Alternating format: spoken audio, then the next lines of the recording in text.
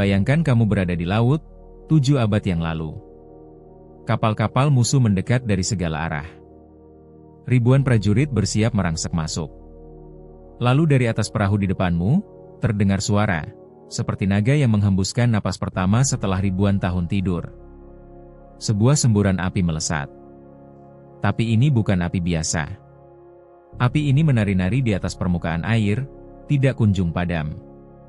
Kapal musuh yang terkena tidak bisa diselamatkan, karena apinya tidak mati meski ditenggelamkan.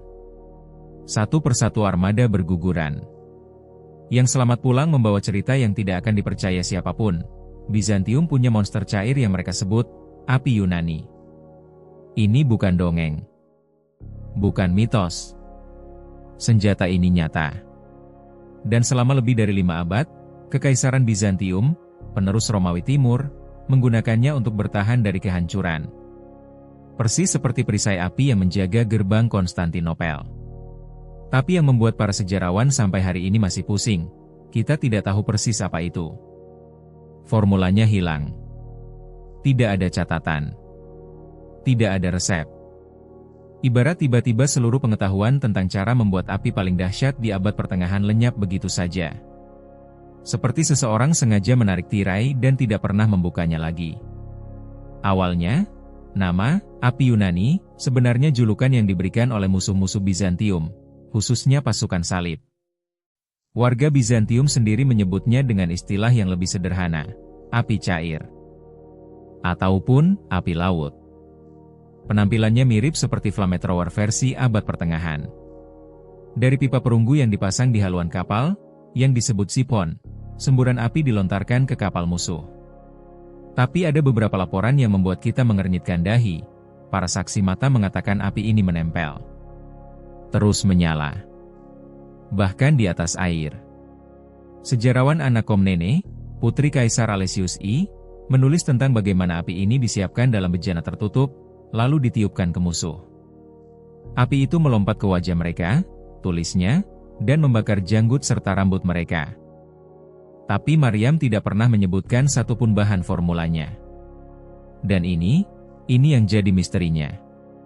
Satu-satunya petunjuk yang kita miliki berasal dari sumber-sumber yang terpecah. Ada yang bilang bahan dasarnya adalah minyak bumi mentah yang memang melimpah di wilayah Laut Hitam. Yang lain curiga ada campuran kapur cepat, calcium oxide, yang bereaksi hebat saat kena air, menciptakan panas yang cukup untuk membakar apapun. Teori lain menyebut resin pinus, belerang, atau bahkan salpeter, cikal bakal bubuk mesiu. Tapi inilah masalahnya. Setiap formula yang direkonstruksi para ilmuwan modern tidak pernah berhasil menduplikasi kemampuan asli api Yunani. Api buatan mereka tidak menempel di air. Tidak menyala selama berjam-jam. Tidak menciptakan ketakutan massal seperti yang digambarkan dalam kronik-kronik lama. Bayangkan ada senjata paling canggih di zamannya, dan kita tidak bisa membuatnya lagi. Seolah-olah tahu cara membuat bom atom, tapi lupa cara membangun reaktor nuklir. Ada satu teori yang bikin geli sekaligus merinding. Mungkin formulanya sengaja dirahasiakan. Begitu ketatnya kerahasiaan itu, sampai-sampai hanya 2 keluarga di Konstantinopel yang tahu cara membuatnya. Ayah mewariskan ke anak. Anak mewariskan ke cucu. Dan ketika Konstantinopel jatuh ke tangan Ottoman pada 1453, ketika tembok terakhir runtuh dan Kaisar Konstantine XI melepas jubahnya untuk mati sebagai prajurit biasa, rahasia itu ikut terkubur bersama kota yang membakarnya. Bisa jadi peracik terakhir tewas tanpa sempat menurunkan ilmunya. Atau mungkin catatannya sengaja dimusnahkan supaya tidak jatuh ke tangan musuh. Atau, dan ini yang lebih menyeramkan, formulanya masih ada di suatu tempat, tersembunyi di antara manuskrip-manuskrip tua yang menunggu ditemukan. Selama berabad-abad, banyak yang mencoba mencari. Para alkemis Eropa, ilmuwan Ottoman, bahkan insinyur-insinyur modern dengan peralatan canggih. Tapi semuanya mentok. Tahun 2002, seorang peneliti asal Inggris bernama John Haldon, yang sudah menghabiskan puluhan tahun mempelajari teknologi militer Bizantium, berhasil membuat rekonstruksi yang cukup meyakinkan. Apinya menyala, iya. Tapi apakah bisa menyala di atas air dan menempel seperti lem? Tidak. Haldon sendiri yang bilang, Kita mungkin tidak akan pernah tahu persisnya. Tapi mungkin justru itu yang membuatnya tetap menarik. Dan dia benar. Api Yunani adalah misteri yang tidak perlu dipecahkan untuk tetap memesona.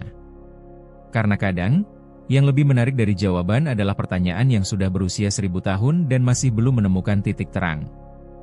Hari ini, kalau kamu jalan-jalan ke Istanbul, dulu namanya Konstantinopel, tidak ada yang tersisa dari api itu. Tidak ada monumen. Tidak ada prasasti. Hanya tembok-tembok tua yang diam, yang pernah menyaksikan bagaimana semburan api cair menyelamatkan satu peradaban dari kepunahan.